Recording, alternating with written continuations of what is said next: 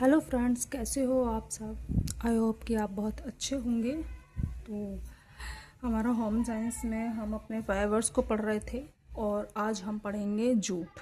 क्या पढ़ेंगे आज हम? जूट। और हम आज ही जूट को पूरा ख़त्म कर देंगे। तो आप चलो यार, हम अपना टाइम वेस्ट ना करते हुए हम अपनी पढ़ाई की तरफ चलते हैं।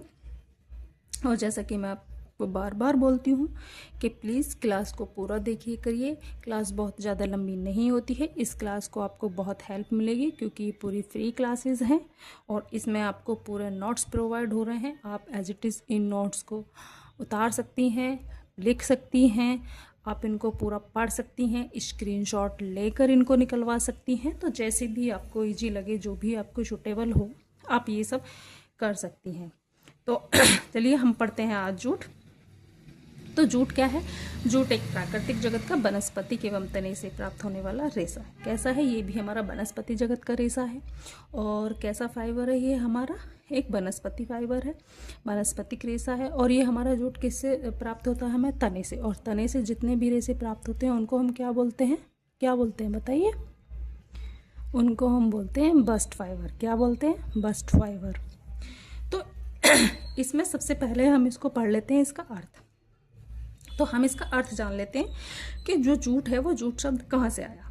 तो इस पौधे का नाम भारतीय शब्द टाट से लिया गया है।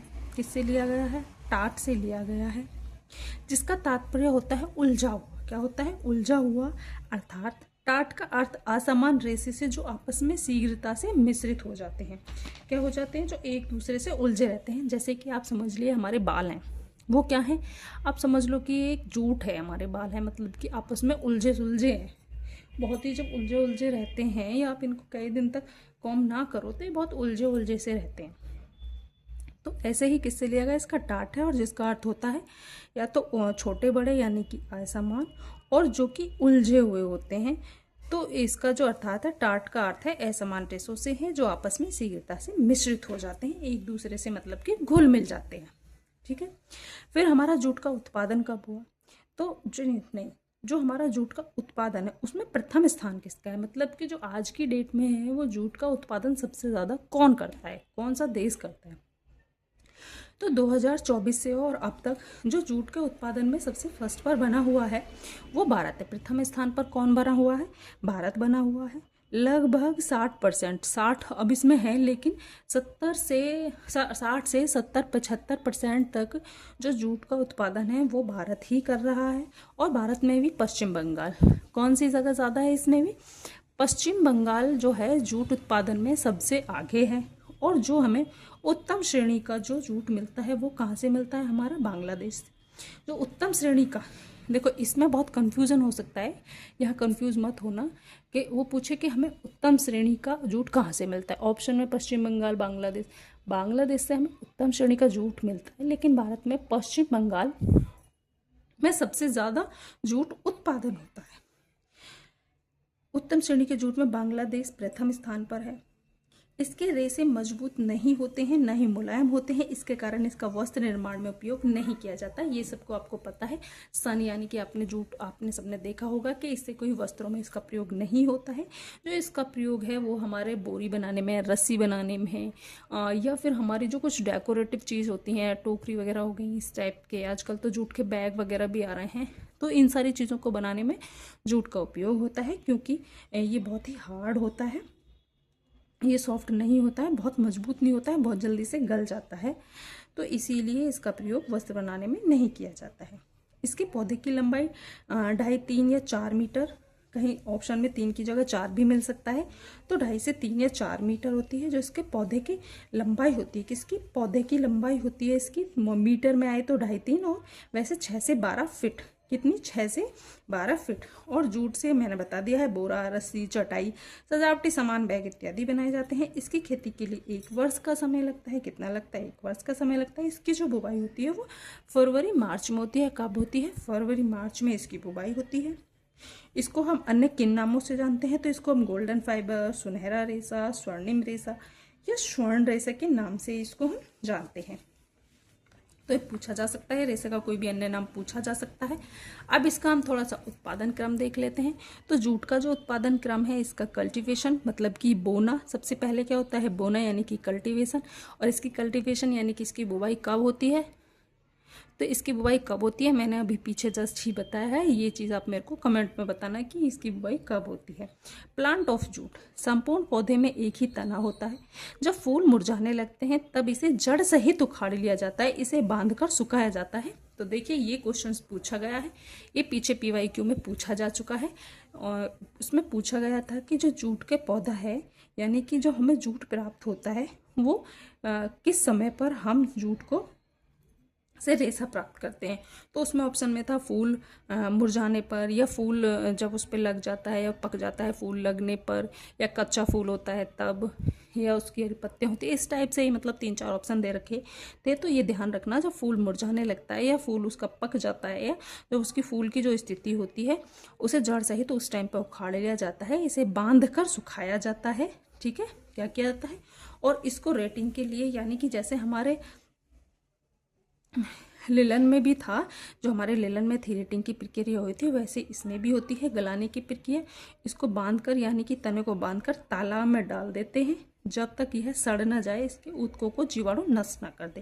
यानी कि जो इसमें भी गोंद होता है, जो कि पैक्टिन गोंद होता है इसमें भी, जब वो गोंद जब ये तालाब में इसको हम मतलब 1 से 10 दिन तक, यानी कि 1 सप्ताह तक या 10-12 दिन तक इसको पानी में डाल के रखते हैं, तो उससे क्या होता है, पैक्टिन ढीला पड़ जाता है। इसके जो ऊतक होते हैं, जीवाणु होते हैं, वो नष्ट, इसके ऊतकों को वो जीवाणु नष्ट कर देते हैं। तो फिर इसको बाहर निकाल के इसके रेशों को अलग कर लेते हैं और इसको सुखाकर प्रयोग में लिया जाता है। तो इसका जो वर्षा है, इसके लिए कितनी वर्षा चाहिए, 120 से 250 सेंटीमीटर। कितनी, 120 से 250 सेंटीमीटर। तो ऑप्शंस में 100 भी आ सकता है कि वर्षा के लिए 100, 120, 150, तो इसके बीच में ही आपको ऑप्शन लगाना है। इसके बाद सॉफ्टिंग मतलब कि यह मुलायम होता है। जब पानी एवं तेल के प्रयोग में रेशों को मुलायम करना है। पानी और तेल के प्रयोग से क्या किया जाता है, रेशों को मुलायम किया जाता है। फिर इस पर परिचर्या की जाती है, फिर इसकी फिनिशिंग की जाती है। जूट कभी सफ़ेद रंग का नहीं होता, क्योंकि इसको बोलते ही गोल्डन फाइबर है। तो ये हल्का पीले रंग का सा होता है, सुनहरा रेशा होता है, गोल्डन फाइबर होता है, स्वर्ण रेशा होता है, बट ये पीले रंग का नहीं होता है। और इस पर कोई ब्लीच की भी प्रक्रिया नहीं की जा सकती। अब इस पर कोई भी ब्लीच क्यों नहीं की जा सकती, क्योंकि इस पर कोई भी ब्लीच इसलिए नहीं की जा सकती क्योंकि यह बहुत ही कमज़ोर रेशा होता है, ये बहुत ज़्यादा मजबूत नहीं होता है। अगर इस पे हम कोई भी ब्लीच करेंगे तो ब्लीच में हम केमिकल्स का यूज़ करते हैं, और केमिकल्स इस पर डलते ही ये रेशा गल जाएगा, यानी कि ख़राब हो जाएगा। तो इसमें लिखा है जूट कभी सफ़ेद रंग का नहीं होता क्योंकि इस पर ब्लीच नहीं की जा सकती, क्योंकि अगर इस पर ब्लीच किया जाए तो वह गल जाता है। फिर हमारा प्राकृतिक जगत का सबसे कमज़ोर रेशा जूट है। सूखे वातावरण में जिसमें 6% की नमी होती है, परंतु आर्द्र वातावरण 23% नमी पाई जाती है। सूखा वातावरण, जैसे कि अब एकदम बहुत ज़्यादा गर्मी होंगी, जून वगैरह है इसमें, तो ये सूखा वातावरण होता है। उस टाइम भी इसमें कितनी 6% की नमी होती है। और जो थोड़ा सा नमी वाला मौसम होता है उस टाइम पे इसमें 23% की नमी पाई जाती है।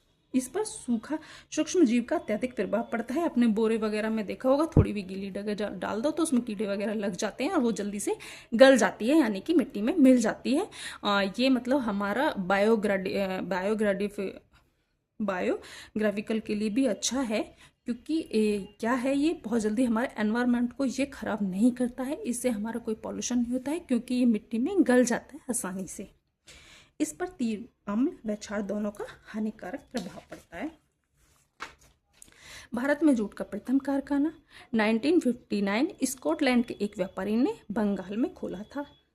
इजीरा, देखो इजीरा की फुल फॉर्म पूछ ली जाती है। क्या है ये इजीरा, यानी कि India jute industry research association. Indian jute industry research association की स्थापना 1937 में कोलकाता में की गई थी। कहाँ पे की गई थी, कोलकाता में की गई थी। कब की गई थी, 1937 में। तो ये पूछा जा सकता है, इजीरा की फुल फॉर्म पूछी जा सकती है, इजीरा की स्थापना पूछी जा सकती है, और कहाँ की गई थी ये भी पूछा जा सकता है। और जूट का जो वानस्पतिक नाम है वो क्या है, कार्कोरस आलिटोरियल। क्या है, कार्कोरस आलिटोरियल। ये कार्कोरस यानी कि आलिटोरियल फैमिली से है हमारा जो जूट है। तो ये सब हमारा जूट के लिए इतना ही था। जूट्स का हमारा बहुत लंबा नहीं है, जूट में से इतना ही पूछ लिया जाएगा, इससे बाहर कुछ नहीं आएगा। तो आज की क्लास को हम यहीं पर ख़त्म करते हैं और आज हमारा जूट ख़त्म हो चुका है। तो अब मिलते हैं नेक्स्ट क्लास में।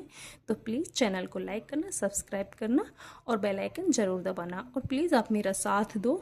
मैं ब्लैक बोर्ड का सोच रही हूँ कि एक ब्लैक बोर्ड लगवा लूँ मैं से ही और उस पर लिख के मैं काम करूँ। मैं भी उस चीज़ के लिए बहुत एक्साइटेड हूँ, तो मुझे बहुत अच्छा लगेगा। तो अब मिलते हैं नेक्स्ट कल की वीडियो में। तो तब तक के लिए थैंक यू, बाय बाय।